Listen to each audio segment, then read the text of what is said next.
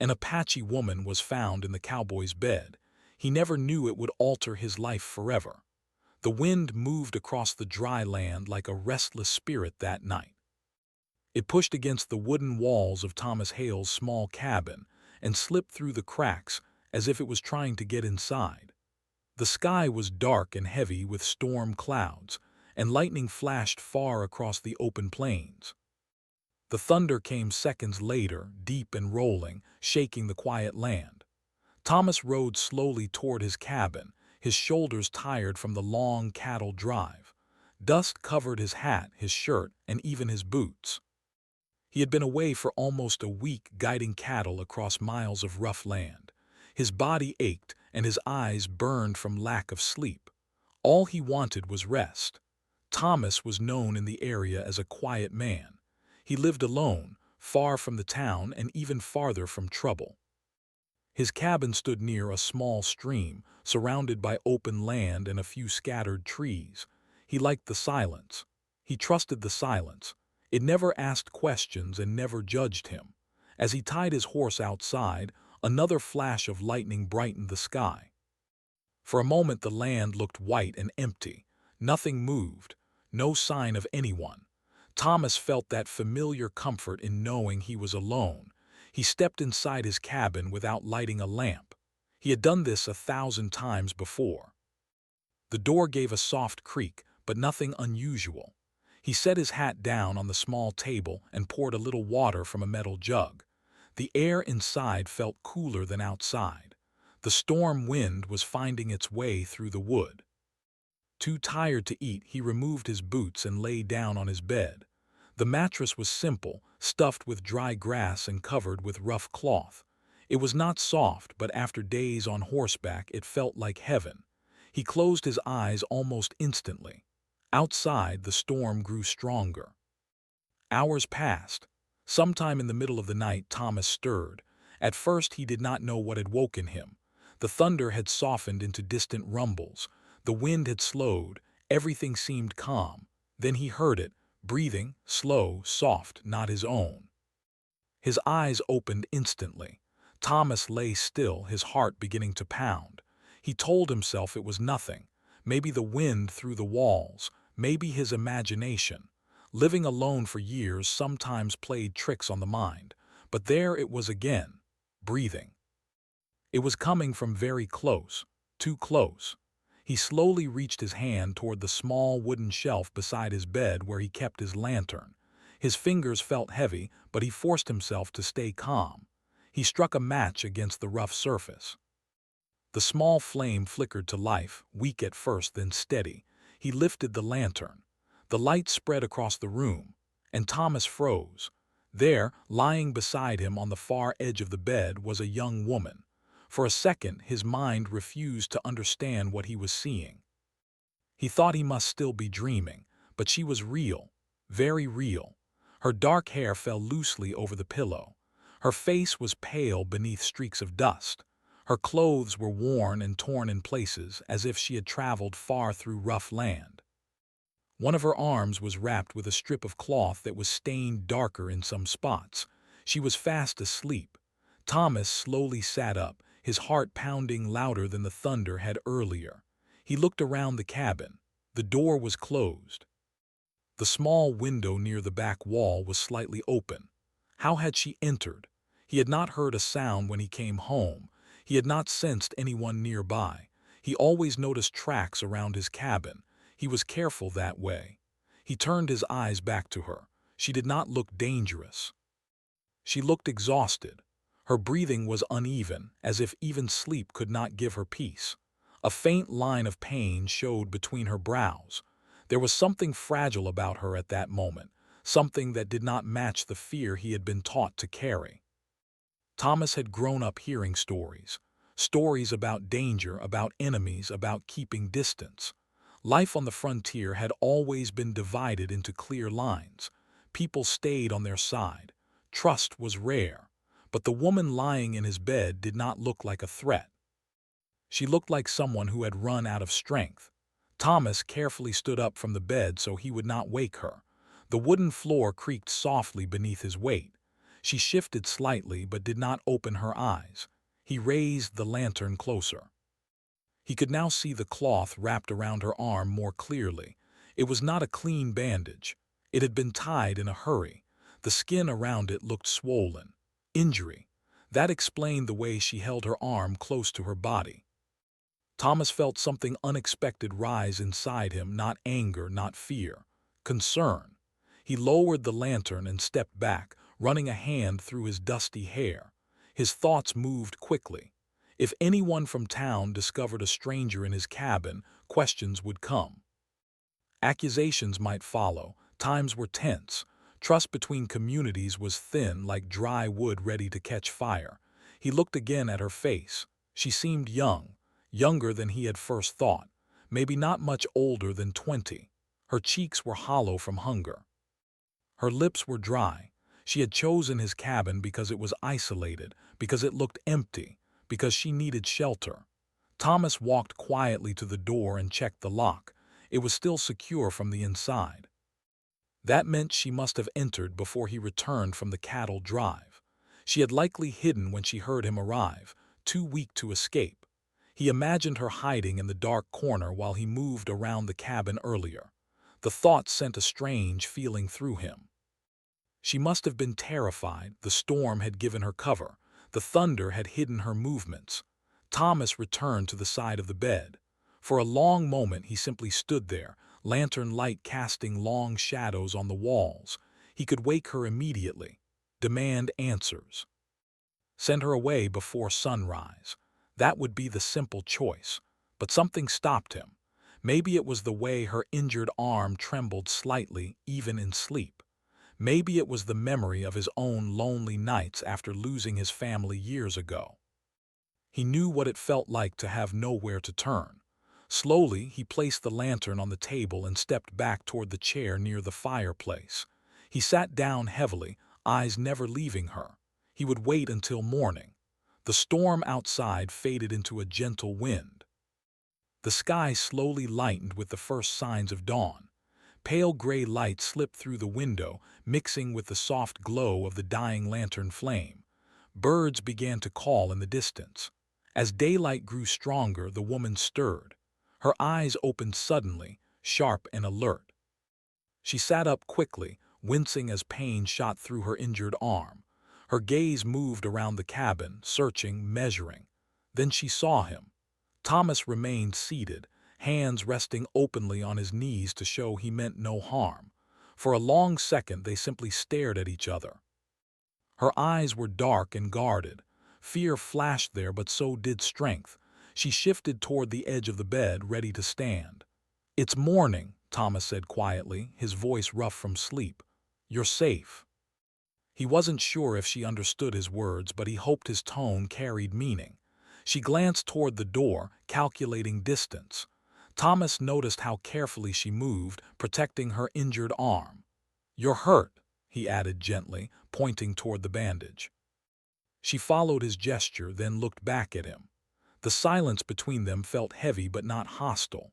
The rising sun now filled the cabin with soft gold light, revealing every detail clearly. The dust on her clothes, the deep exhaustion in her eyes, the thin line of dried blood near her wrist. Thomas felt the weight of the moment settle over him. The night had changed something already. He knew it. He had gone to sleep believing he was alone in this wide, harsh land. He had woken to find that his life was no longer simple. Standing there in the quiet morning light, facing a stranger who had somehow crossed the invisible lines of fear and distance, Thomas realized something important. The world was larger than the stories he had been told. The morning light filled the cabin slowly, pushing away the shadows that had hidden everything during the night. The air felt different now, quiet, but heavy with questions.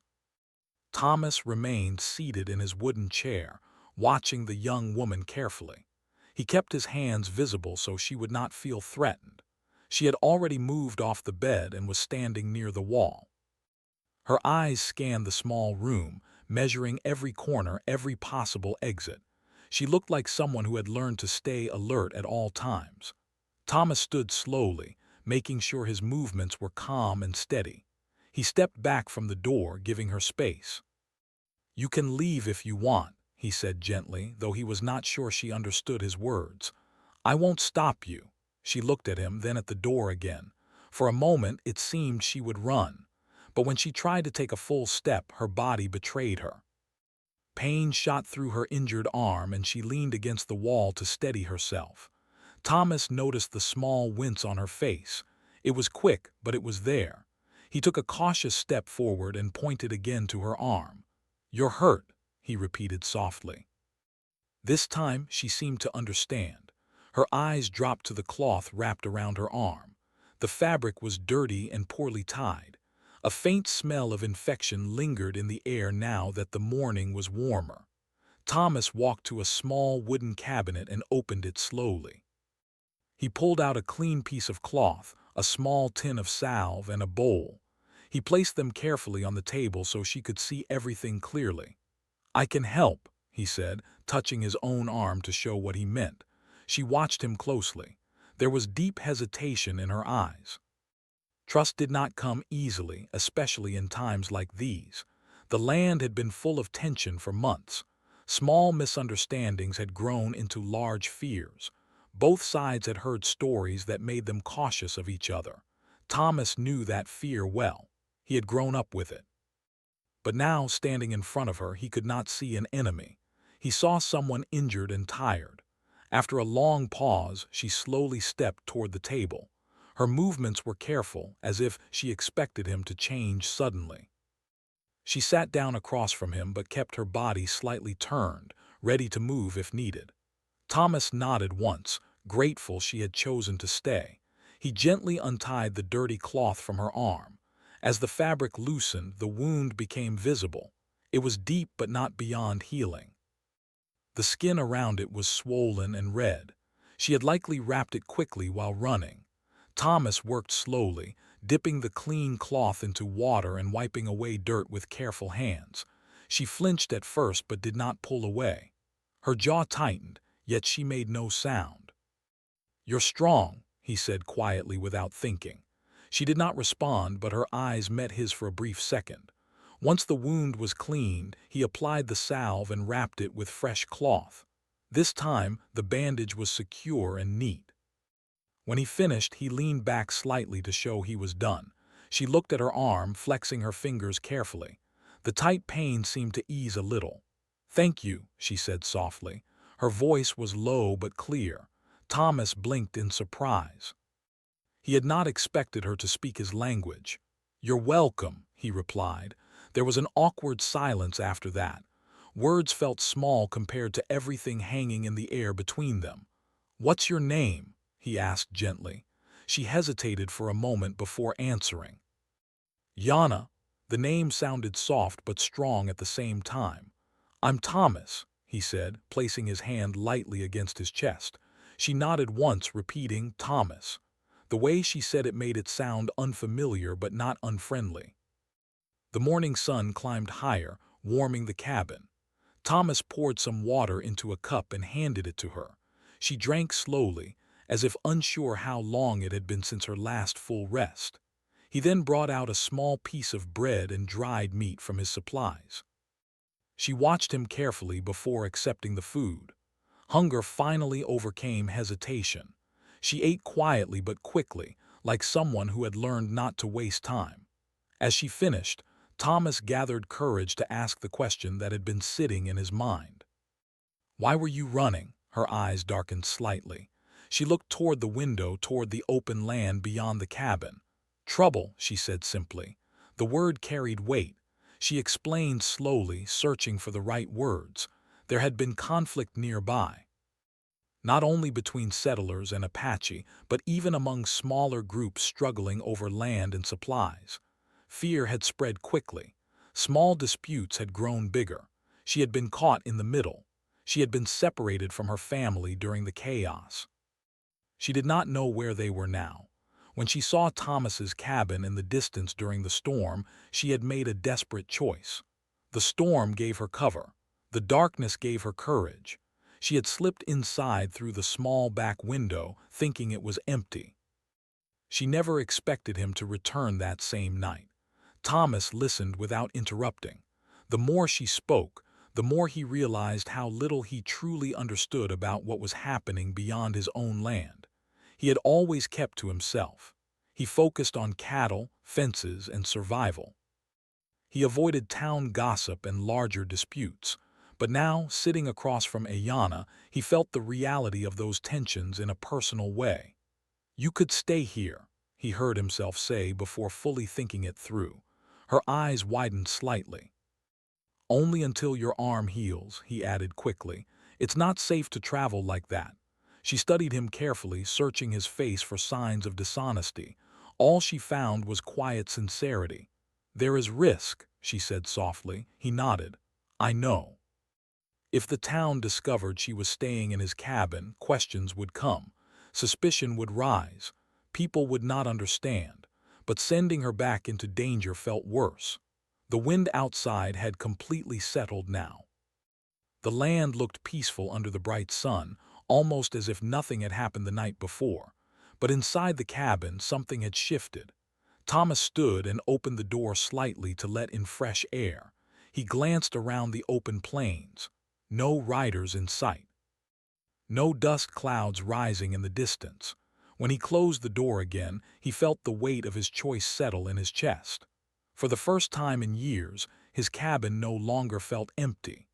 Iana sat quietly at the table, her posture still alert but less tense than before. The space between them felt different now, not filled with fear but with uncertainty mixed with understanding. They did not speak much after that. Words were still limited, but silence no longer felt sharp. Thomas went about small tasks inside the cabin while she rested. Every now and then he noticed her watching him, observing how he moved, how he worked. He wondered what she thought of him. He wondered what stories she had grown up hearing. As the day continued, Thomas realized something important. The clear lines he had always believed in, the simple idea of us and them, were not so clear anymore. Across the table sat a person with fears, pain, and hopes just like his own. The truth beneath the silence was simple but powerful. Sometimes the world changes not because of loud events or grand moments, but because two strangers sit across from each other and choose not to turn away. And Thomas could feel it. The days that followed did not feel normal to Thomas. His cabin had always been a quiet place, filled only with the sound of wind brushing against the wooden walls or the crackle of fire in the evenings. Now there was another presence inside, another set of footsteps, another breath moving through the small space. At first both of them stayed careful. Jana kept her distance, often sitting near the window where she could see the open land. She watched the horizon the way a person watches the sea during a storm, alert, thoughtful, ready. Her injured arm was still stiff, but the swelling had begun to go down. The fresh bandage Thomas had tied stayed clean. Thomas went about his daily work as usual. He fed the horses, checked the fences, and carried water from the stream. But everything felt slightly different. He was more aware of his surroundings now, more aware of how the world looked through someone else's eyes. On the third morning, Thomas stepped outside early to repair a loose fence post. When he returned, he stopped at the doorway, surprised.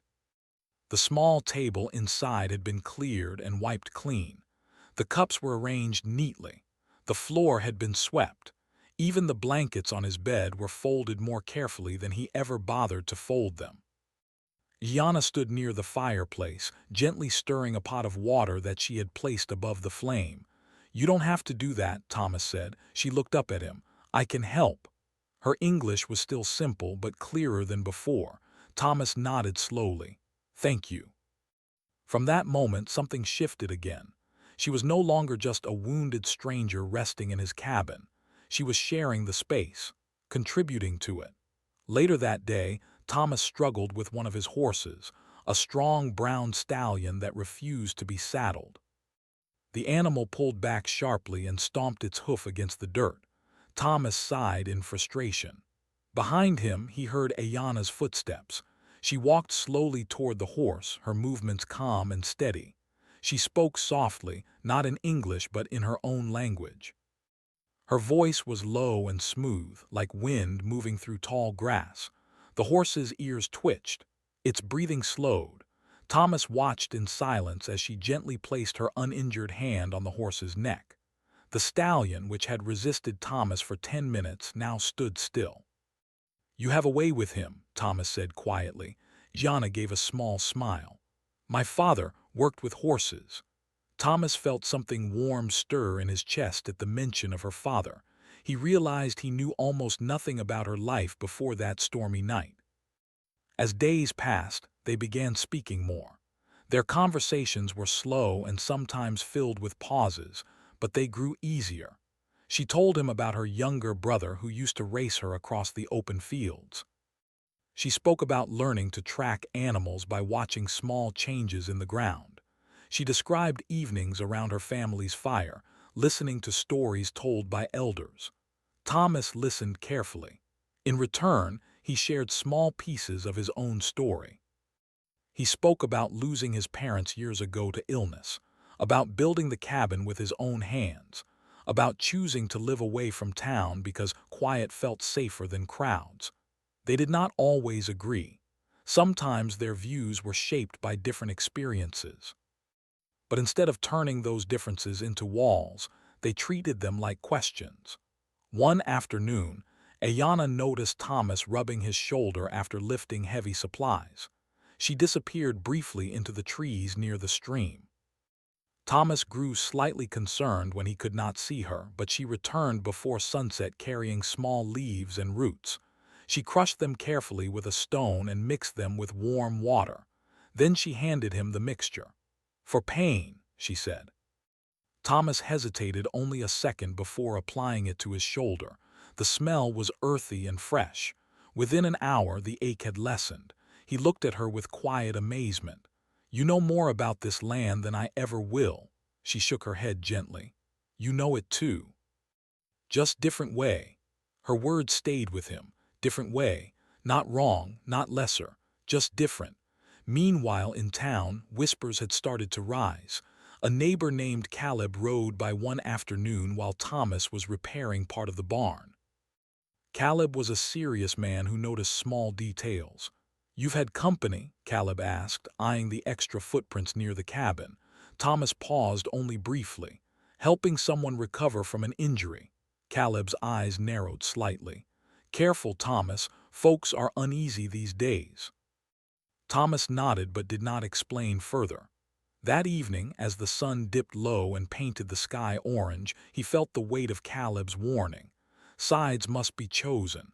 That idea had followed him since childhood. It had always seemed simple. You stood with your own. You avoided the rest. But sitting outside the cabin now, watching Yana quietly mend a torn piece of cloth, he felt that simplicity fading. She was not a rumor, not a story passed around a campfire. She was a person who laughed softly when the wind lifted her hair. A person who worried about her family. A person who felt pain and hope like anyone else. Living under the same roof changed something deep inside him. One evening, a sudden storm rolled across the plains again. Not as fierce as the first night, but strong enough to rattle the shutters. Iyana stood by the window, watching the lightning flash across the horizon. "Storm hides many things," she said quietly. Thomas stepped beside her, "and reveals others." She glanced at him, slightly surprised by his words. He realized he meant them. The storm that had brought her into his cabin had revealed something about him that he had not seen before. A part of him capable of questioning old fears, capable of choosing compassion over caution. Days turned into over a week. Her arm healed steadily. The redness faded. The strength returned to her grip. But with each passing day, a quiet tension also grew. They both knew this could not last forever. The world outside the cabin still held its divisions. The town remained cautious. Her people were somewhere beyond the distant hills. One morning, Thomas found her standing at the edge of the property, staring toward the horizon. "You miss them," he said gently. She nodded. "Yes." There was no bitterness in her voice, only longing. Thomas felt a strange mix of emotions.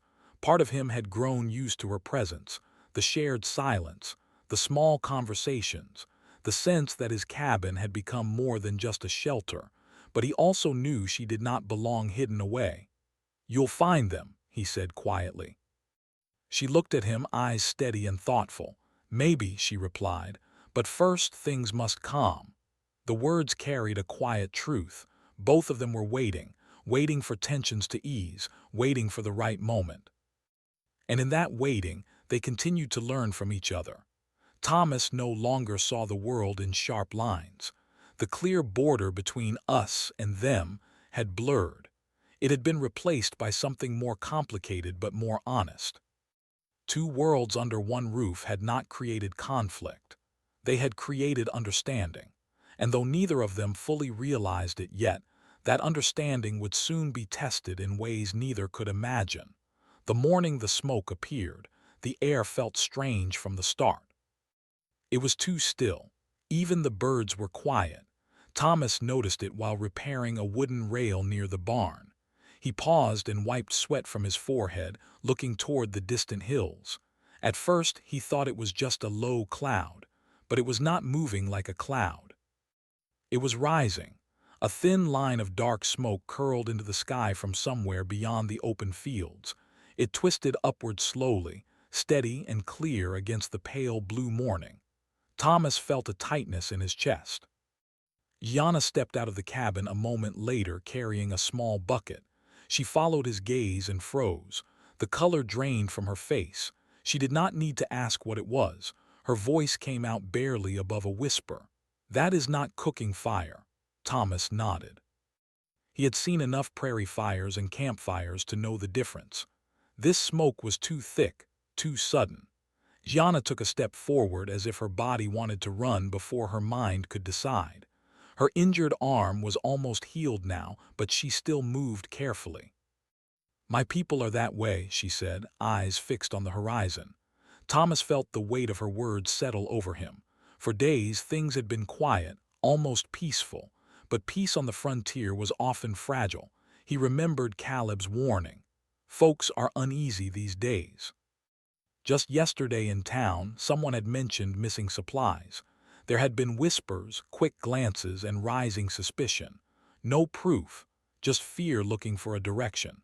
Thomas had felt it building like pressure before a storm. Now seeing that smoke, he feared the pressure had broken somewhere. Yana turned toward him, her expression no longer uncertain but urgent. "If they think," she stopped, struggling to find the right English words. "If they believe wrong story, they act fast." Thomas understood what she meant. Fear could turn simple misunderstandings into something far worse. Without another word, he walked quickly toward the barn. He saddled his horse with steady hands, though his thoughts were racing. Each strap he tightened felt like a decision being sealed. Yana stood nearby, watching him. "You cannot go alone," she said. He looked at her. "Neither can you." For a brief moment they held each other's gaze. No more hesitation, no more waiting.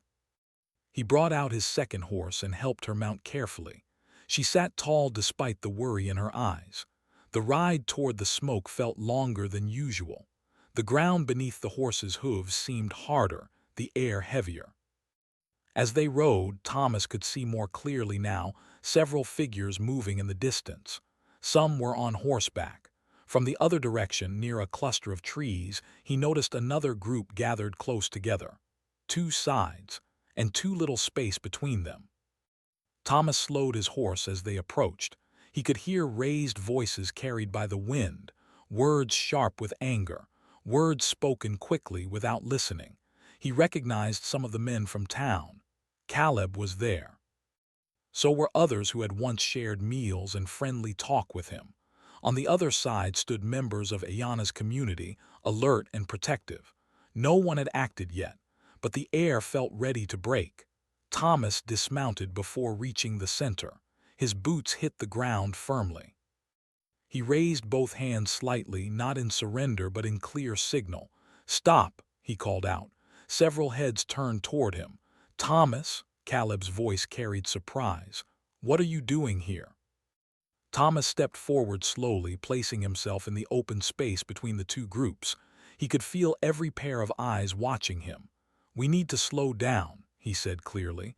"No one here has all the facts." One of the men from town shook his head. "Our supplies were taken." "Tracks lead this way."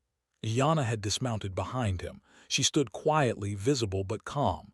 Thomas glanced back at her briefly, then faced the others again. "Tracks can mislead," he said firmly, "and fear can do the same." There was murmuring among the crowd. Tension remained tight. Caleb looked at Iana, recognition dawning. "You've been hiding someone." Thomas did not deny it. "She was injured," he said. "She needed help." "That's not the point," another man muttered. "It is the point," Thomas replied, his voice stronger now. "We talk about right and wrong, about protecting our own, but what about doing what's right when it's hard?" Silence followed his words. On the other side, one of the older Apache men stepped forward. His face was lined with age and wisdom. He spoke calmly in his language. Yana responded briefly, her voice steady. Thomas could not understand their exchange, but he could see something shifting in their posture. Less tension, more listening. Caleb's expression softened slightly. "We don't want trouble, Thomas." "Then don't create it," Thomas answered. "Ask questions before you assume answers." He turned slightly so both sides could hear him clearly. "I've seen how quickly fear spreads. I've felt it myself. But standing here now, I know one thing. Once we cross a line, we cannot step back as easily." The wind moved gently across the field, carrying dust in small circles around their boots. For a long moment, no one spoke. Then one of the younger men from town lowered his head slightly. "Maybe we should check again. The tracks might not be clear." Another nodded. On the other side, the older Apache man gave a small gesture of agreement. A few of the gathered people began stepping back. The tight circle slowly loosened. The smoke that had first caught their attention turned out to be from a cooking fire that had grown larger than expected, sending more smoke into the sky than usual. A misunderstanding, nothing more, but it had almost become something far worse. As both groups slowly separated, Caleb approached Thomas. "You put yourself in the middle," he said quietly. Thomas met his gaze. "Someone had to." Caleb studied him for a long second, then gave a slow nod. "Be careful." When the field finally cleared and the tension faded into distance, Thomas felt his legs grow weak with relief. Iana stepped beside him.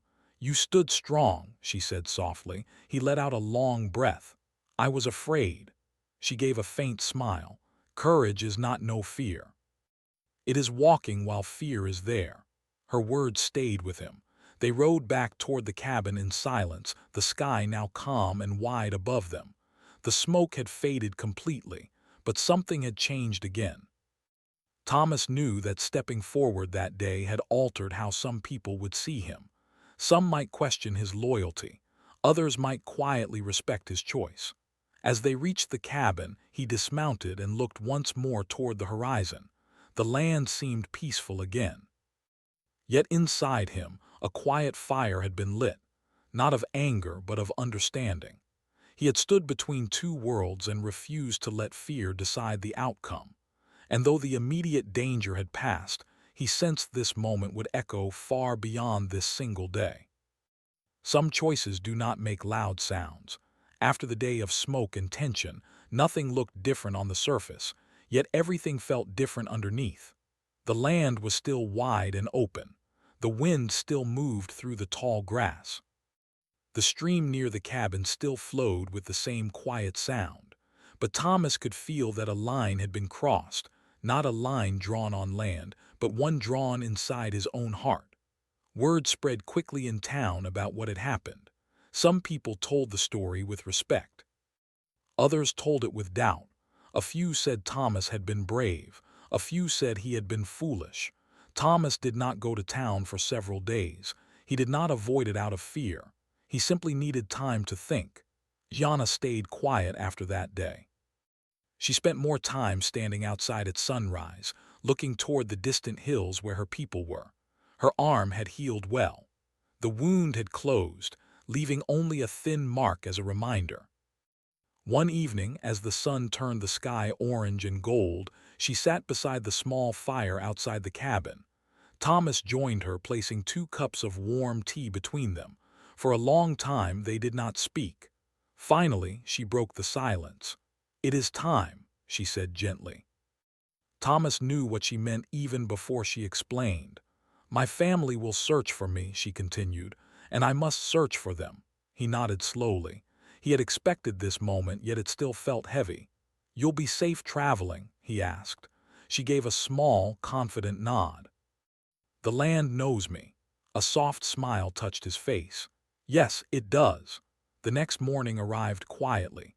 The sky was pale blue, with no sign of storms or smoke. It felt like a day meant for endings and beginnings at the same time. Thomas saddled a horse for her, making sure everything was secure. He packed a small bundle of food and fresh water. He worked carefully, saying little. Every movement carried more meaning than words could hold. Yana stepped out of the cabin with her few belongings. She paused at the doorway, her eyes moving slowly across the wooden walls, the table, the small window.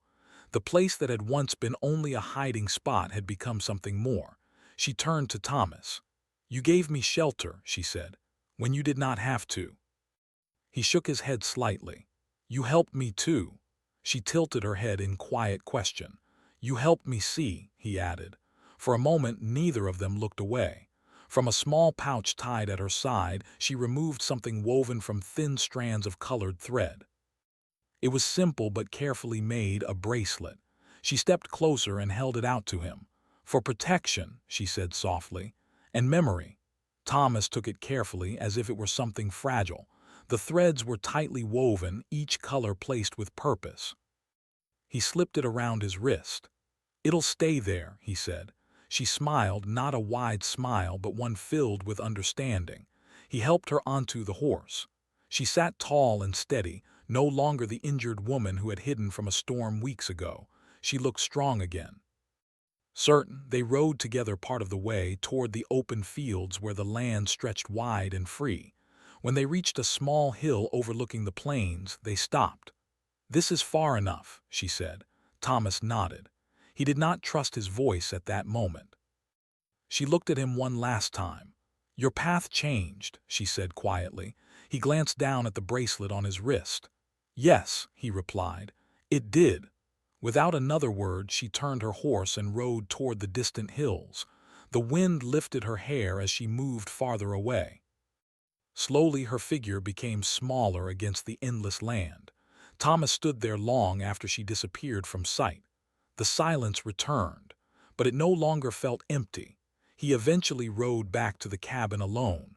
The place felt different now, not lonely, just quiet in a new way. He noticed small details she had left behind. The way she had organized the tools, the herbs she had shown him growing near the stream. In the days that followed, Thomas returned to town. The first time he stepped into the small general store, conversations softened slightly. A few men watched him with curiosity. Caleb approached him near the counter. "You doing all right?" Caleb asked. Thomas nodded. "I am." There was a pause before Caleb spoke again. "You stood firm that day." Thomas looked him in the eye. "I stood where I believed was right." Caleb studied him for a moment, then gave a slow nod. "Sometimes that's harder than standing with a crowd." Thomas realized something important in that moment. Not everyone was against him. Some were simply unsure, just as he once had been. Over the next months, small changes began to appear. Thomas traded fairly whenever he could.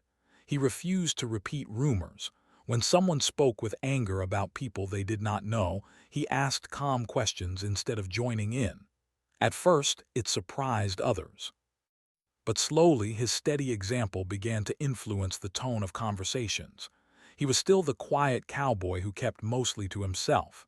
But now, when he spoke, people listened a little more closely. Seasons changed. The grass turned golden, then green again. The stream swelled with rain and shrank under summer heat. Thomas often found himself looking toward the hills, wondering how Ayana was, wondering if she had found her family safe. He did not expect to see her again. And yet, one afternoon nearly a year later, as he was repairing a fence near the edge of his land, he noticed riders in the distance. His heart beat faster, though he did not know why. As the riders approached, he recognized familiar posture and movement. Gianna rode at the front. She was not alone. A small group rode with her family by the look of them. She raised a hand in greeting. Thomas walked forward, a quiet smile forming on his face. They did not stay long. It was not a visit meant for living together again. It was a visit of respect. She introduced him to her brother, to her father. Words were still few, but understanding filled the space. Before leaving, she looked at the bracelet still wrapped around his wrist. "You kept it," she said. "I said I would." She nodded once, satisfied. When they rode away again, Thomas did not feel loss. He felt something stronger. He felt connection. Years later, people would still speak about the day Thomas stepped between two sides and chose calm over fear. They would not always mention the stormy night when a stranger had hidden in his cabin, but Thomas never forgot it. That night had begun a change that could not be undone. He never married. He never left his land, but he lived differently. He hired workers based on skill, not background. He welcomed travelers who needed rest. He judged people by their actions, not by stories told about them. The bracelet on his wrist faded over time, the colors softening with sun and rain, but he never removed it. Sometimes, in the quiet evenings when the sky turned deep blue and the first stars appeared, he would sit outside his cabin and remember the sound of that first storm. He would remember waking to unfamiliar breathing in the dark. And he would realize that what had once felt like an intrusion had truly been a gift. Because the night an Apache woman was found in his bed did not bring scandal. It brought understanding. It broke old walls built by fear, and it altered his life forever.